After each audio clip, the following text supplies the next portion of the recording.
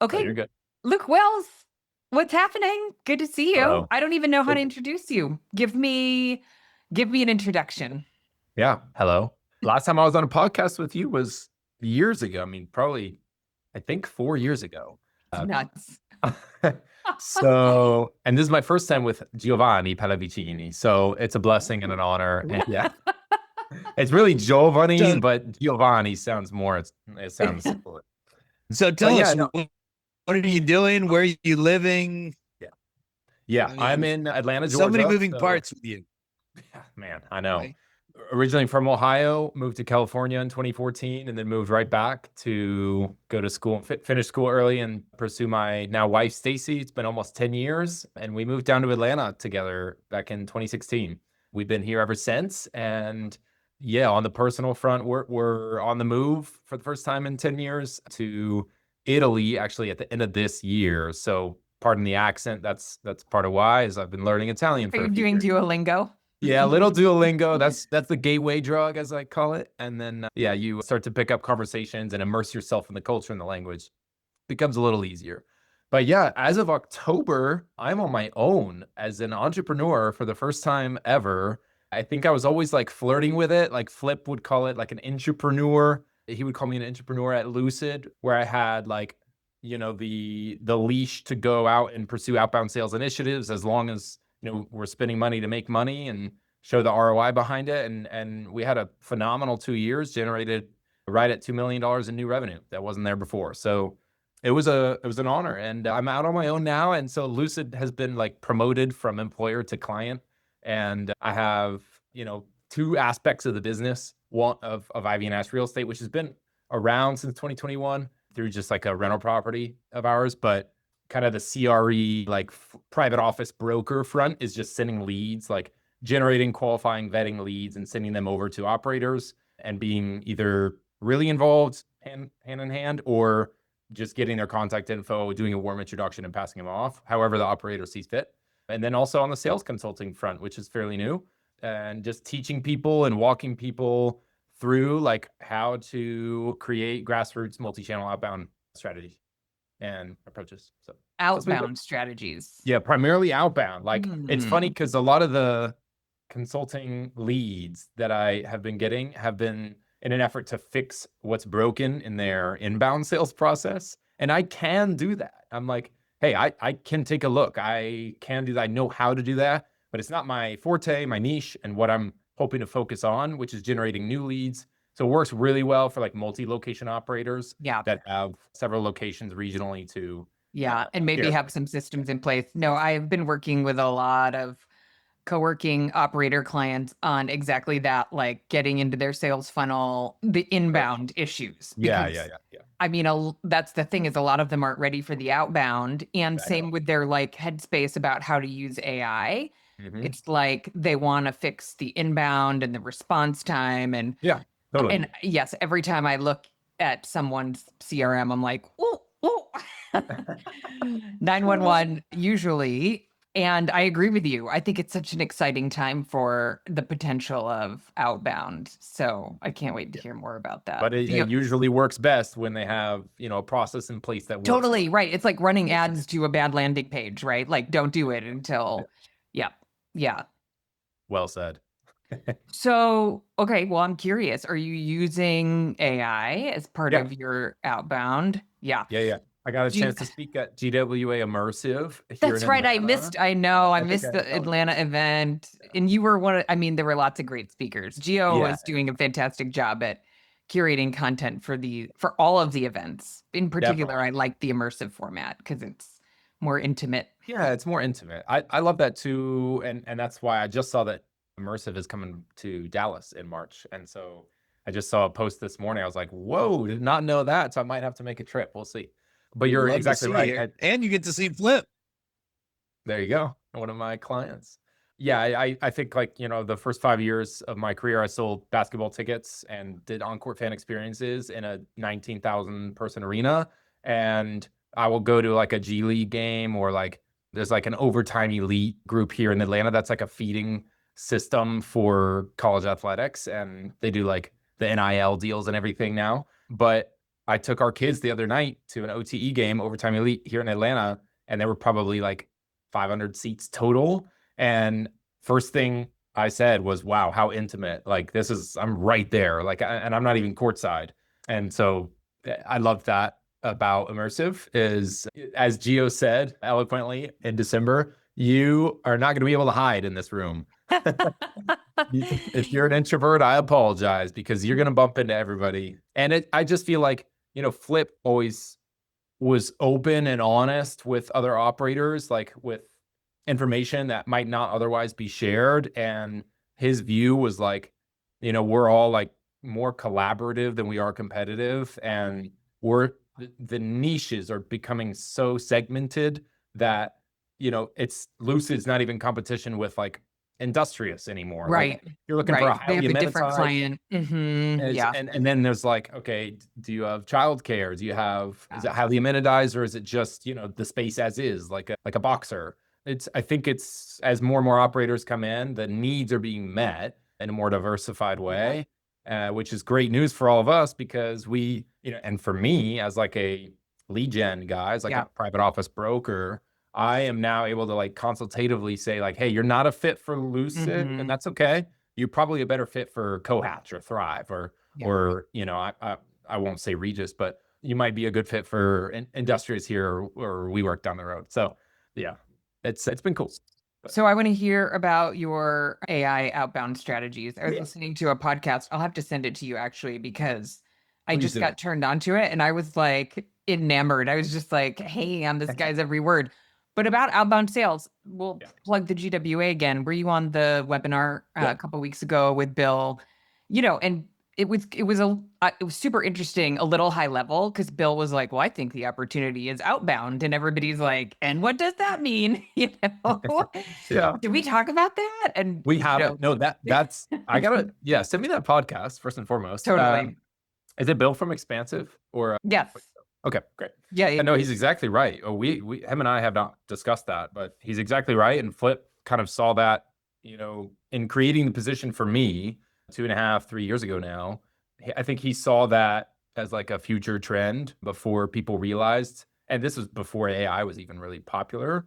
But there's a lot of Indian-based companies that do outreach for outbound manually, whether it's cold calling, and we all can recognize the accent, or cold texting, cold outbound Cold bad outreach, emailing with lots of typos. tons. Yeah, it's hilarious.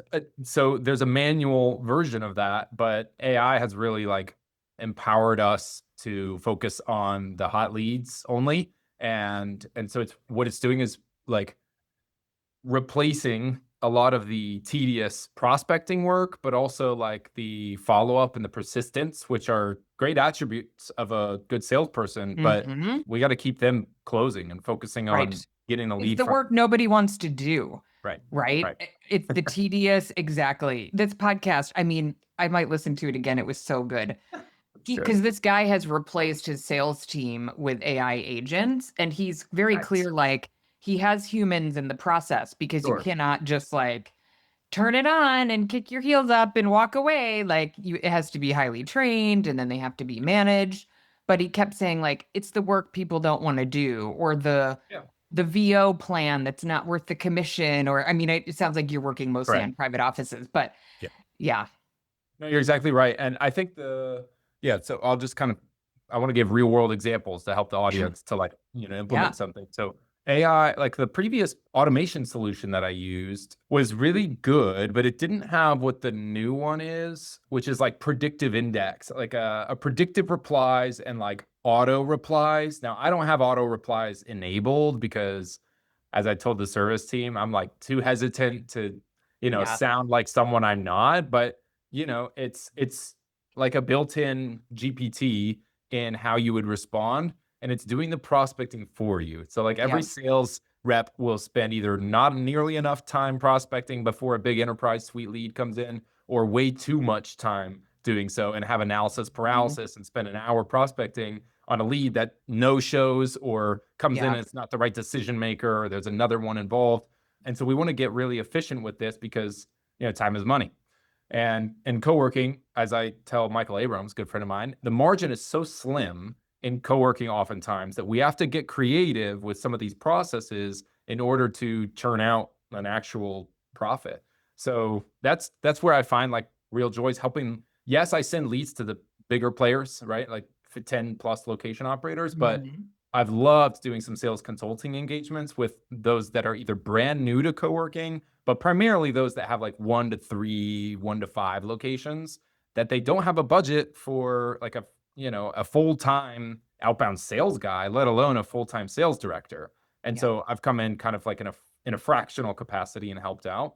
But I love to see, because they just don't know what they don't know. I love to help instruct and teach. And like Kevin Whelan, fellow consultant as well, and a mentor to me in the industry, he's advised me like I'm like working myself out of a job. Ideally, like I'm teaching them what to do so that I can go help other clients, and they Yep. are now in a place with the systems and the processes where they're confident enough to tackle it themselves. Because it is a lot. It seems like a lot until you demystify outbound and break it down into it's a numbers game at scale, and then you personalize as much as humanly possible, and emphasis on the human. So I wanted to share we didn't have like an agenda or anything, which I love about this, but I wanted to share one of these little messages that we got on profile. And they're like, hey, name, sure. What do you have in mind? Like, what kind of work do you do? Office, or tell me more. And the AI recommended response, which you'll edit and you can save auto replies and all this, and it's phenomenal. It says, hey, love that you asked it that way. Congrats again on the director promotion at BRG. Big milestone. I'm on the sales side with Lucid here in Dallas, or Expansive, or Cohatch, whatever.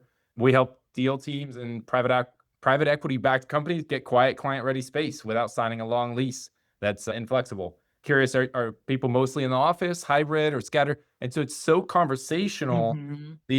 The AI is just becoming more and more human like that. It's not every time where I look at that and I say, wow, that's perfect, and I hit send.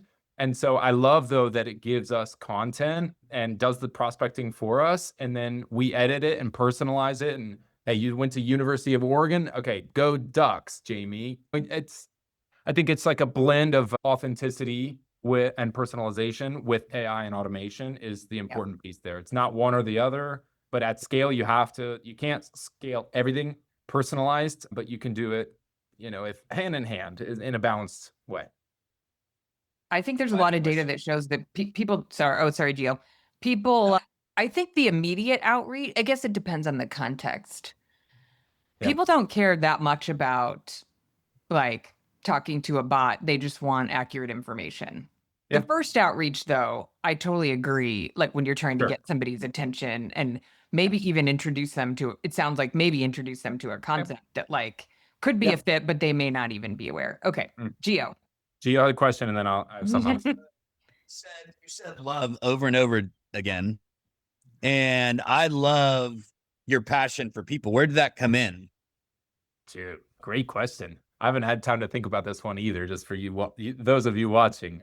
I think, like, first and foremost, like, I believe in God, and my relationship with Jesus, like, is kind of oozes out of me. If you haven't noticed already, like, I'm eternally optimistic and confident, and not for reasons of my own volition, like, not because I've done this and done that. Like, I used to think that way, like, wow, like I worked my tail off at the Hawks, like for 5 years, selling tickets and doing encore fan experiences, like, and breaking records along the way. Like, look at me, so cool. Like, it was really easy to like get self-centered when all the attention was on you, and you had the applause for days from leadership, and and breaking records and making way more money than I ever thought imaginable.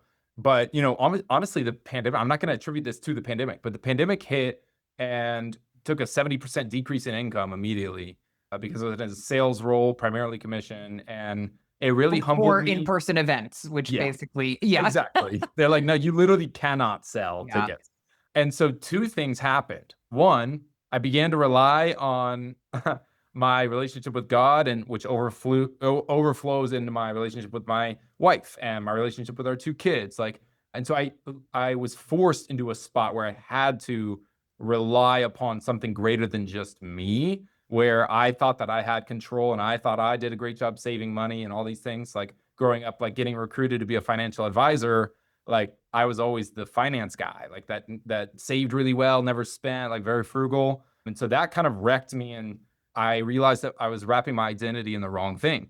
But then additionally, I realized the importance and the need for community because as an extrovert, but also just as a human, I longed for human connection. And when we were not allowed in the office, we're not allowed to sell group tickets, 10 or more, which was my job at the time, to gather people in person together in community. That was really hard for me. And I really wrestled with like, so what is my purpose? Like if I'm a connector by heart, like, and I exist to serve, connect, and empower people in my community for the glory of God. How can I do that without them being in person? And so then it's just I took a lateral shift over to IT recruiting, and then my professional work looked like helping people, like connecting job opportunities to people. And so I was like, okay, this is done virtually and digitally. I can reconcile with this a little bit. And we're in the office wearing masks, and I got COVID from my trainer, but so I was sent at home. But it really highlighted the need for community. And so especially in co-working, like I've found the love behind people is gathering people together, like that have diverse perspectives, different beliefs, all for a common purpose is really cool to see that manifest within co-working spaces and executive office spaces throughout the US. That's sufficient enough answer. And it shows. No, yeah, it shows in your interaction with people, right? And everyone speaks so highly. I mean, as a matter of fact, you're on here because Jamie was like, "What about Luke? I want to know what he's up to. I haven't talked to him." And it was like she lit up, and it was through text, and I could sense it, just the words she was using. And so, you make a difference. And I saw how you interact with people in Atlanta and just, over the years. And so kudos to you for the self-awareness and desire to just give back, because I mean that's what our industry is about, right? Is serving people and community, like you said. And just the best organizations are the ones that are there to serve the client. And yes, you got to make money, but you can't do one without the other. Yeah. And not to reverse in the spirit of reciprocity. Year to year. Like, yeah. I don't want to like just pat you on the back for just being, to return the favor. But oftentimes when I see, I'm kind of the eyes and ears at these conferences of people that are brand new to the community and they're looking for friends. Well, they come right to Sam Shea or I, the people grinning, ear to ear. And they're like, hey, help, I'm new. Like, what do I do? And we're like, follow us. We'll introduce you to everybody. Like we'll show you the ropes, like happy to help. And there's no money, to your point, there's no money in that for us, but there's a joy in connecting the dots and seeing people come alive when they, found out, oh, wow, you grew up in Poland too? What the heck? Like little things like that. And so I just wanted to give you kudos as well to both of you, because these new people that come in, so often do they say, oh yeah, I heard about this conference from Gio, or I heard about this conference from Jamie. Yeah, and they connected me to this person and this person and this person. And in a consulting, they could have charged me, but they didn't. They were just like connecting me to people for free. And I was like, yep, that sounds like Jamie and Gio. That was really cool, connecting that dots. I just wanted to share that with y'all. It's great being in an industry that's, again, like I said, feels so collaborative versus competitive, because people wear their hearts on their sleeve, and you can generally spot the bad actor in the room and just kind of, love on them from afar or avoid them at the conferences, and jump in with the people that are there to build community. Because I think that's in part like why a lot of these co-working spaces get built, is not because it's a fantastic business model per se, although a lot of landlords are trying to figure that out, right, Jamie? Yes, Luke. Why are we all here? But For they're the community love. builders.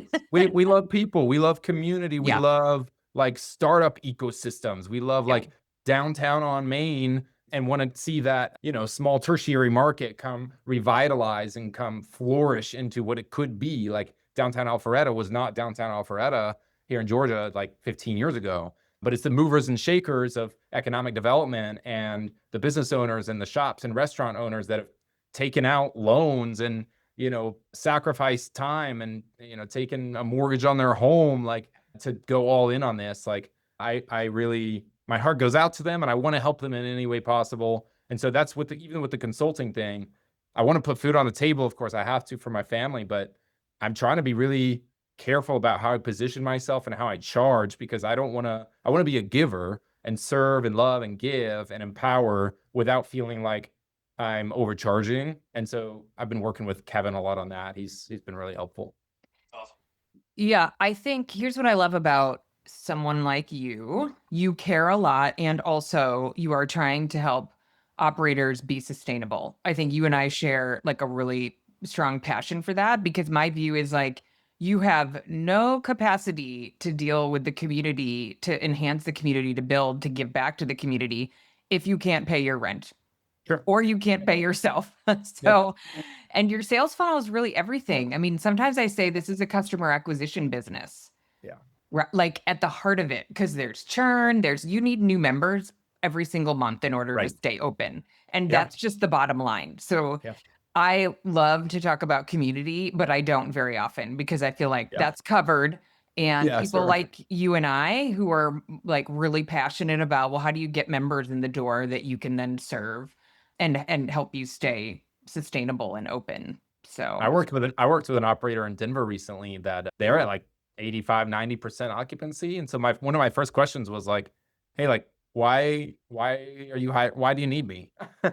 And they're like, well, transparently, we are way under what we need to be charging people, Yeah. like on market rent. And so I want to increase rents back up to market, but also like I can't do that if I'm at 100%.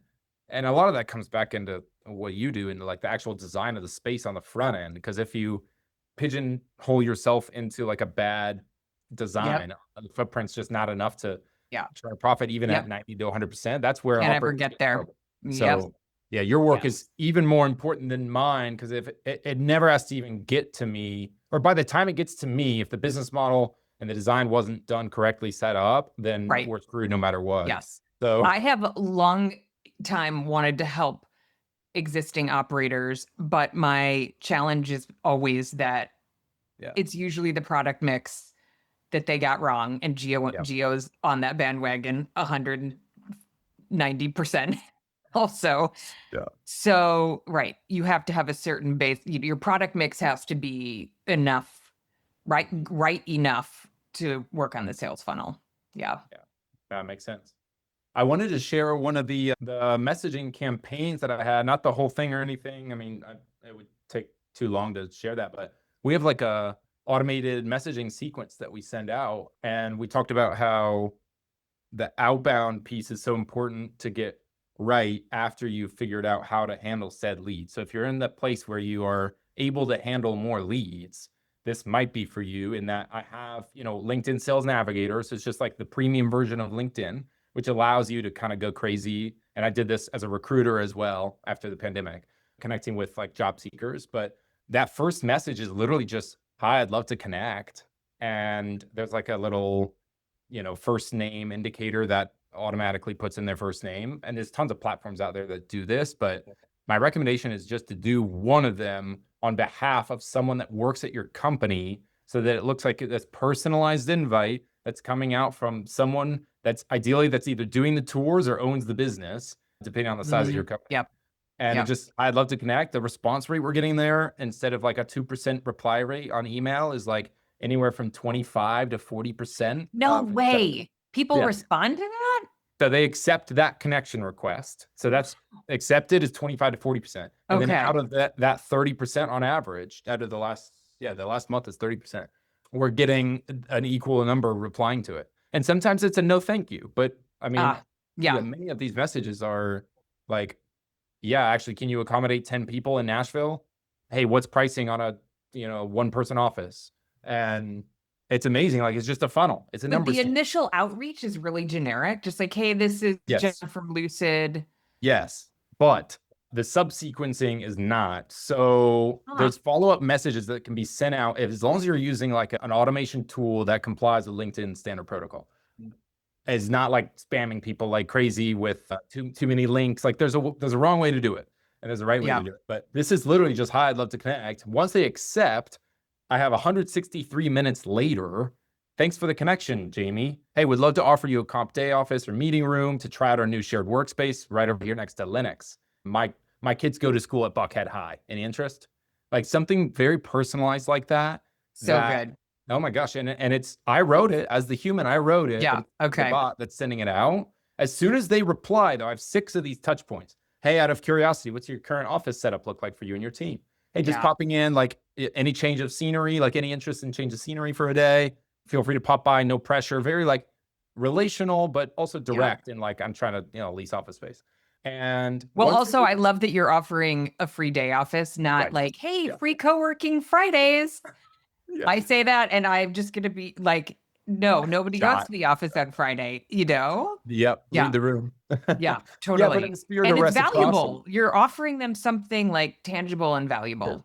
No strings attached. And so what we find is that people are willing to take us up more than we thought on this offer. And so we'll comp a meeting room or a day office, and they'll bring in their buddy or their colleague or their boss. And so sometimes I'm getting the wrong person. It's not the decision maker, but they are the ones that are actually going to be in the office more instead of the executive. So they tell their exec or their boss, like, hey, there's this co-working space, like just down the street from me. Like you had talked about hub and spoke model, like in the last executive meeting or shareholder meeting, like could it be, would it make sense for me to go in for a tour and see if, some of the employees that live by that location might be able to pop in once in a while? And so they become your champions if you treat them well and you extend a personalized invite out to them. So that's worked really, really well for us since I've been doing this 3.5 years ago. That's worked really well. You can also, share an event calendar or something. As soon as they respond at any point here, and by the way, this is like 3 days later, this one gets sent. If they haven't responded, it's like if then conditional formatting. Then 5 days later, they get this message. 7 days later, if they haven't responded to that, they get this message with the link to tour. That's like an outbound tour link. As soon as they respond, though, it alerts us for human intervention, and we jump in and use the predictive AI responder. Just edit a couple things, click, super easy. And then from there, it connects with your CRM and just plug and play. It's quite simple. It's really rare to find one that's so integrated and exhaustive like this, but it'll help you build out your campaign. It'll help you position yourself like on the marketing front. It's really fascinating. So I've loved this one. There's all sorts of tools out there. Some are, you get what you pay for. Some are cheap and work fine. And sometimes LinkedIn flags it. And some are pretty expensive. But if anyone has questions about it, happy to chat about it. I love it. I was just opening my LinkedIn messages. I realized I missed one that was like, hey, hey, do you offer consulting? Because I think I thought it was a solicitation. Yes. But so are all the really bad ones that say tons of those? Yeah. Oh, right. Like this guy. I wonder how he does this. The bad ones are the ones that product vomit on you. It's like a paragraph. Or I put together this sample thing for you, but sometimes they're just so wrong. And I'm like, Did you look at my profile? Is it that those are all completely AI? Like there's no human involved, or that they're not trained to. Correct. Yeah. Okay. They've done very little to no research. Sometimes, AI is going to be wrong. Sure. Sometimes, but it depends on the tool that they're using. Lots of times, the AI will be wrong, but efficiently wrong. It really just depends on the tool that they're using. When I get a good one, I respond back and I'm probably not a fit.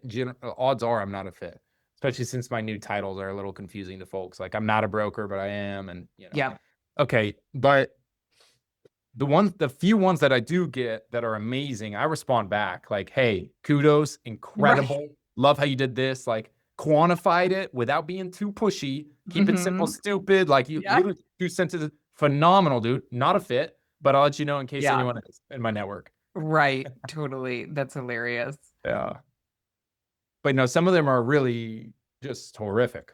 So that's why it's important to like, if you're going to utilize AI or an automation of some sorts, just make sure you know what you're doing or you're aligned with somebody in your company or some consultant or fractional exec or something that knows what they're doing enough. I mean, sometimes you don't even need a consultant or a hire for this. Sometimes the tool that you use comes with a support team to like onboard you and integrate to ensure that you're doing it correctly and efficiently and restoring account health. Like you're keeping a healthy a LinkedIn account. And that's just LinkedIn. Of course, there's also cold outbound via email, like instantly.ai is really good to look into. There's cold outbound calling, texting, of course, Unity AI, there's Upcraft, a few really good tools out there. Some of them are Unity is more for a little bit managing inbound. Yeah. Generally, I talked with Fran a few months ago, They're working on the outbound front. They're working on that. Additionally, you remember Brian Watson from Proximity? Yeah. I don't know if you caught up with him recently. He made one of our podcast episodes went viral. He put it like on the homepage of his website or something. And I mean, viral for a co-working episode, but so he's one of my favorites. That's awesome. He is in the AI game now. He's remarkably talented and brilliant. He's spanning not just co-working, but many other industries as well, like Unity. Yeah. He has an app called Hummingbird that's pretty interesting and pretty affordable. And one of those layers that many operators like, Flip and Grant, many others. Flip is the CEO of Lucid offices, private offices, by the way. Right. I feel like for any of the new people who are like, what is this inside baseball talk? Who's this Flip guy? Yeah. Real name Phillips. Don't tell him I said that. But great hair. Great hair. Does he still drive the Lucid? Every time I see one, I think of him and I'm like, oh, is he still? Can I tell a funny story about that car? You totally can. So Laurent Delonde, if I'm not botching that name. Delonde, just Delonde. Delonde. Thank you. Thank you. French or Dutch, I forget. French.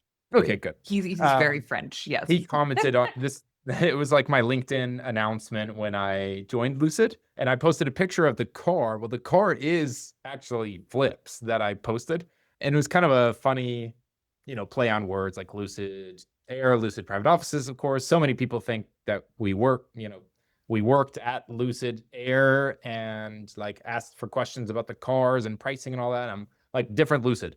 But when I first came to Dallas and I started fairly like abruptly, so much so that Margaret, one of the onboarding executive directors there, I showed up on Monday and she just found out that they had hired me like the day of, like the morning I arrived. Because I let him know like on Thursday or Friday, like, hey, I can start Monday if you want, like I can fly over. And he's like, great, see you then. And just, flipped, yep, sounds good. Yeah. And I walked into the board meeting, just like 12 people, only 3 of which had ever met me, probably in Seattle at a Juicy conference. And they had me kind of explain who I am and what I do, like you did in the very beginning of this podcast. And I just, hey, this is me. Like I was just at Thrive Coworking and honored to be here, like to help build out outbound strategies. Let's see if we can get some revenue, some tours in and stop paying Google so much of a fortune, And that was received well. And so Flip's like, all right, where are you going the rest of the day? I was like, I figure I'll pop around all the different Lucid locations. There's 16 of them here in Dallas and like 5 within a 2-mile stretch. So I was just going to like Uber to this one and then I'll just walk here. It's fine. Like a half mile. I'll just walk to this one and then walk to this one, walk to this one. He's like, walk? What? No, here, take this. We don't walk in Houston. He says, take this. And he hands me his Lucid key card. And he says, dude, take this. It's my car. I said, are you sure?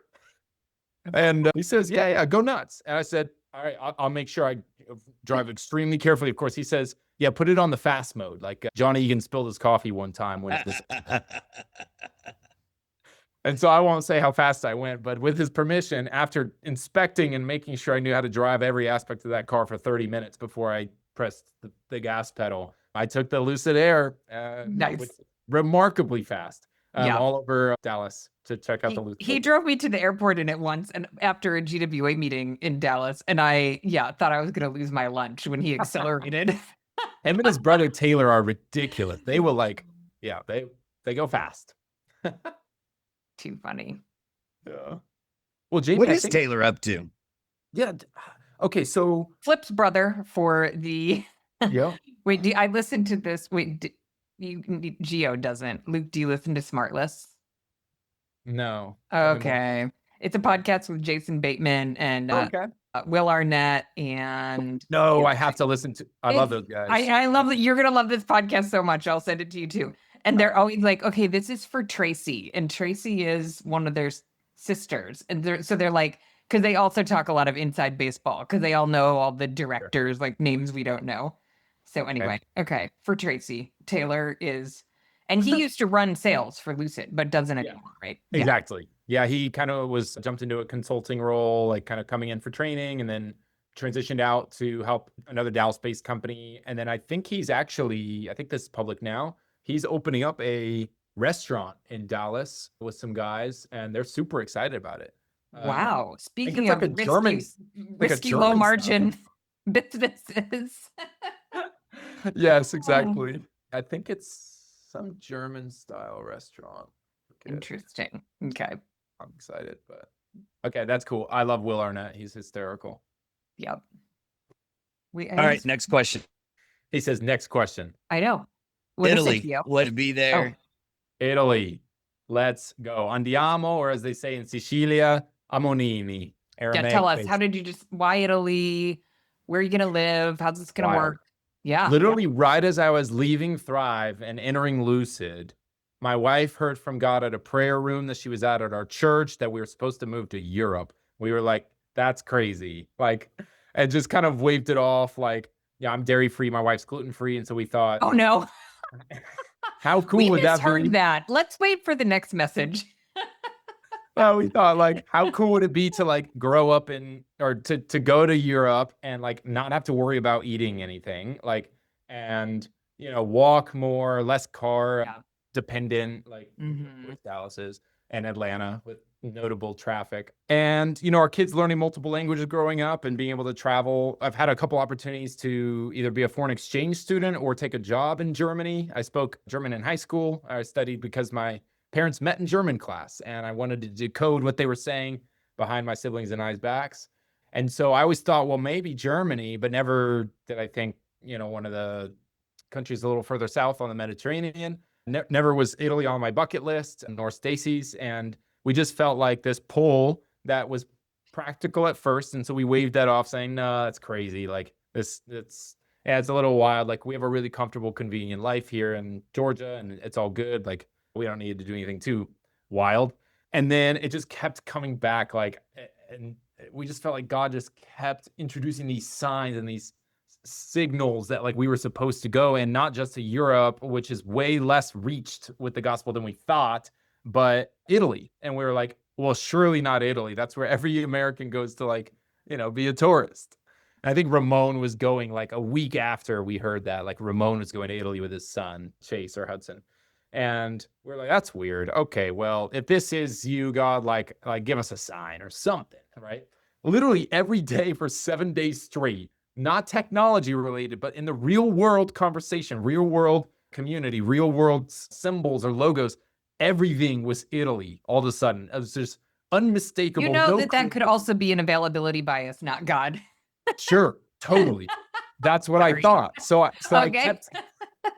That's what I said. Surely, maybe I'm like whispering something to my like Google, or my phone is listening. Yeah. Or you just notice things when you just notice more. Yeah. But and so after 3 to 5 days, I said that like it's just availability or recency bias or something. Yeah. And this just kept happening, literally every day, over and over and over and over again. I was like, all right, this is something. So like, yes, Stacy, let's go visit. And so we visited for like a little vision trip, and we knew no one. We're not Italian at all, and we met some really great people, saw some amazing sites, and we're like, okay, like this makes sense why people visit and vacation here. It is beautiful. And we went in November when it was like kind of rainy. And I love it in November. Yeah. No tours, so ghost good. towns. Like, yeah. It was a great time to visit, of course, but we ended up going to this church. It just felt like so surreal at like 3 weeks into our month-long vision trip, in which I was working part-time remote too. Thanks to Flip/Philip for allowing that to happen.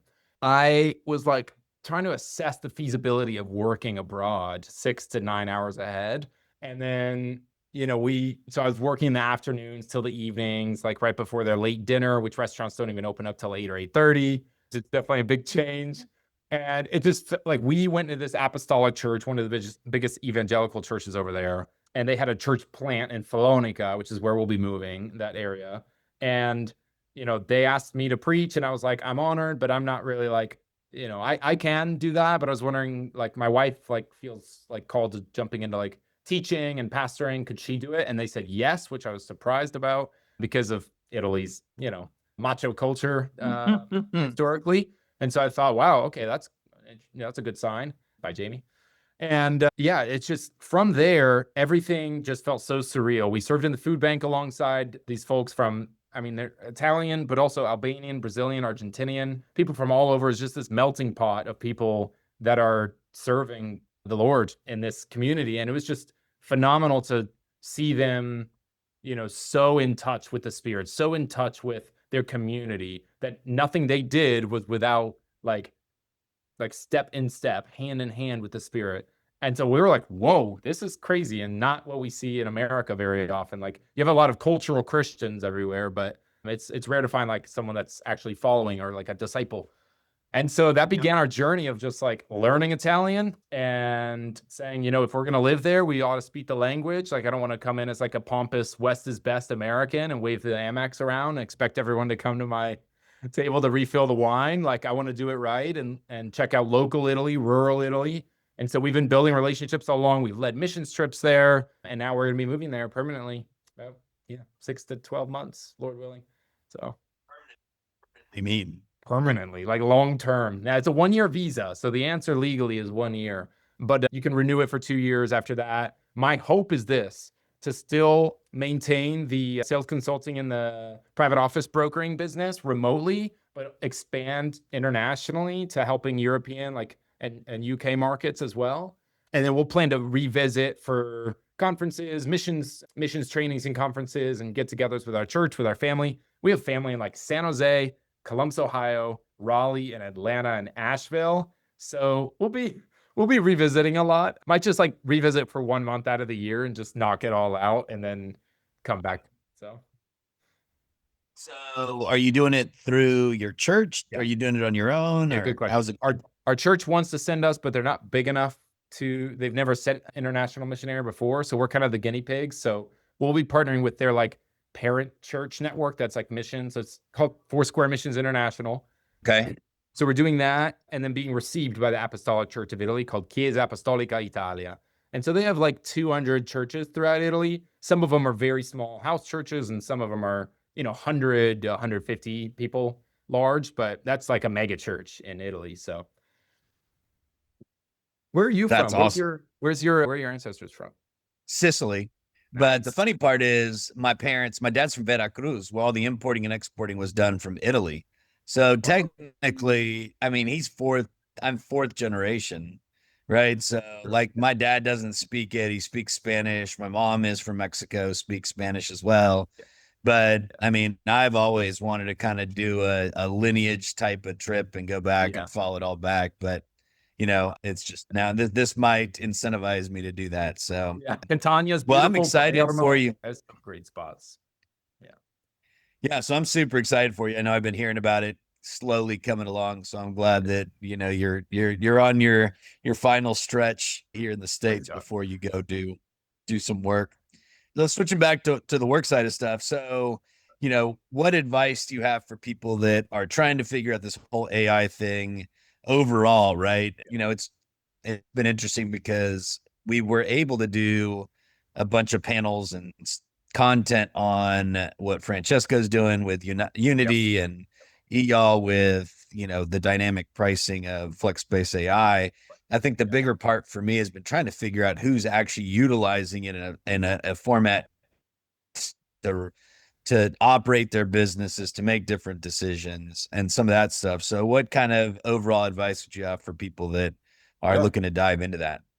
Yeah, it's a great question. And I think that's important to like any advice that's being given, like take it with a grain of salt, depending on how advanced that person is in AI. Because oftentimes like it can go right over our heads. Yeah. Like I think I read somewhere that the amount of information available to us is like doubling every 3 years or something. Like the human race is like inundated and overwhelmed and with this overflow of information. So I think it's really important. My biggest advice is just to start small, like crawl, walk, run approach. Like if it feels like too much, like dial it back just a little bit, like start to understand the concepts and the why behind AI before you just jump into a solution and throw money at it and hope it fixes your problems. And so, and Francesco's his LinkedIn posts are great, and he reinforces like, hey, like let's talk about the why behind why you would implement an AI solution at all, and not just Unity, but like there's probably 5% incremental efficiency that we can make, like in just replacing or like pairing AI with a human sales rep and like making them go faster, do more. But there is a lot more value that can be created in like replacing a whole system or process that's either broken or flawed in with AI. So I would take a look like strategically at like, all right, what parts of our business are like would we say like are failing? Like where are the opportunity zones?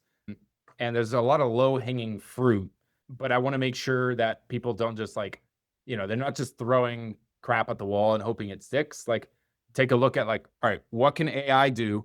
What are my problems? And just, I mean, this is what we do in consultative sales. It's like we look for the pain points and we look for the opportunities to grow, and we pair the solution with that. Don't start with the solution and say, oh wow, that could solve that, like that, because then you're just kind of backpedaling into the solution. And start with like, what are your pain points and how can AI help there? And just have a conversation with somebody that's already doing it as an operator, because it's a lot easier to give advice like having lived it vicariously through somebody else. Like we can learn a lot from each other. So absorb before you make a big decision on something, like absorb as much you can through conversations with people like Courtney Schwartz, people like Tim Slaughter, like that are using it on a daily basis. Pacific Workplaces is using it a good bit. Bill Bennett, obviously expansive. Like have conversations with those folks to see like what use cases are they having where it makes sense, and take it with a grain of salt, of course. If they have 15 more locations than you, maybe that doesn't make sense. Yeah, no. And I mean, I think that's part of there's so many different ways to use it. Like, I mean, from a real estate standpoint, there's people that are using it to review contracts. And you can only go so far with it, right? Is like they'll respond and be like, well, AI says it's a bad deal for me because of X, Y, and Z, and we should negotiate here. And I'm like, well, you have, and this is a particular example in California. And I'm like, well, you have no renewal option, right? So you already are down, right? Yep. You have made the landlord upset because of X, Y, and Z, and it costs you way too much money to pick up this operation, move it somewhere else. And so, yeah, we're going to negotiate the best we can. I think I lost you. No, I'm back. Right, are you there? I don't know what happened. Great. I switched Wi-Fi networks just in case it was me. But yeah, so I just think it's really interesting how AI is so beneficial in so many ways, but can also, be counterproductive in some ways because it doesn't understand all the details. Totally. So I'm curious, do you use AI to run through like a contract before you view it, or do you, not at all? I don't. Yeah. I don't. I'm just, I've been doing this for 25 years, right? Yeah. So it's like, and then typically it comes back with like spelling errors and random stuff like that. Yeah. And, I understand if you're not a subject matter expert running something through and then and I don't mind my clients asking or using it and asking me questions, but it comes a point where I'm like, you understand. And then I can explain why it doesn't make sense. Right. So yeah, I don't mind it and from I don't that blame standpoint. you one bit. I don't blame you because I have the auto replies turned off through the platform that I'm using because I'm a little too hesitant. I don't trust it enough to, handle the most important piece of what I do is that first impression, like how people feel when you reach out to them, whether they view it as AI robotic or human and organic. That's imperative. And for you, it's like, this is the final deal point right before we get to the finish line. This has to be bulletproof, like has to look perfect. All the exclusions have to be exactly what I need them to. All the rent abatement has to be perfect. No math can not add up. And so I don't blame you one bit. I think eventually over time, we'll start to loosen up and trust AI a little bit more, but it's already proven to us that it has a mind of its own in many ways. So until that is no longer the case, I'm going to use it sparingly and effectively and strategically without allowing for it to think for me. Yep. Without a doubt. All right. Well, this is what we're going to end on. Is you touched earlier about how you changed your perception of yourself and your sense of grandeur and success and everything else. What advice do you have for people that are struggling through that? Because I think in the world right now, we're back to your point, is we're indulged, if you will, overwhelmed with self-help content, with just a world of crisis in so many ways, right? Are you left? Are you white? Are you Republican? Are you Democrat? Are you for Trump? Are you against all this stuff, right? And so I think a lot of people are struggling with self-worth issues. A lot of people are struggling with just understanding, where am I in the world? I mean, just today I've had conversations with several people that are like, I just want to sell everything, go sell coconuts on the beach, right? And so, what advice do you have for people that are in that? You're exactly right. We live in like a ridiculously distractible world, like filled with noise. I've been reading a lot of books recently on the rid of anxiety and practicing like these spiritual disciplines of silence and solitude, which for someone like me is so difficult. Like someone high capacity that's in business, and yeah, so many of us in co-working, like high achievers, high performers that are like go go go all the time. Well, we forget to slow down sometimes between, jet setting to here to here to here and attending this conference and running this podcast and picking this kid up for practice. Like it gets tough. So yeah, I grabbed this little thing. It says our greatest fear. Can you read that? Not quite. Our greatest fear should not be of failure, but of succeeding in life at the things that really don't matter. So I'd say like spend some real time alone deciding what actually matters to you and what you can actually control. And don't be afraid to just be you. I think in vulnerability, Brene Brown has a lot of good points on this. In vulnerability, it's easy to be transparent as humans because we can talk about what our past trauma. We can talk about like what we went through, what adversity we went through in order to succeed and get to where we are today. But it's really hard to be vulnerable with people in the moment as you're actively going through a struggle. So I think if a few more of us become more and more vulnerable with one another, it opens up the floodgates through a domino effect for us to be real with each other. And that's what connection is all about, is keeping the human in humanity.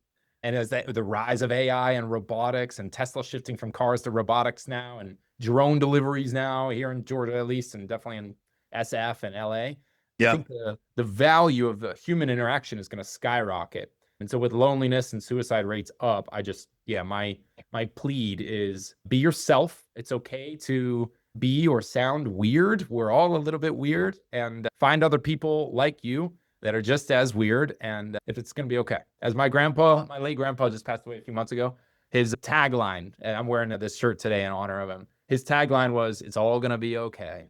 I think if we just remember to keep the big things big and the small things small, and not to get so anxious and worried about the little things, like just take a few deep breaths. It's going to be all right.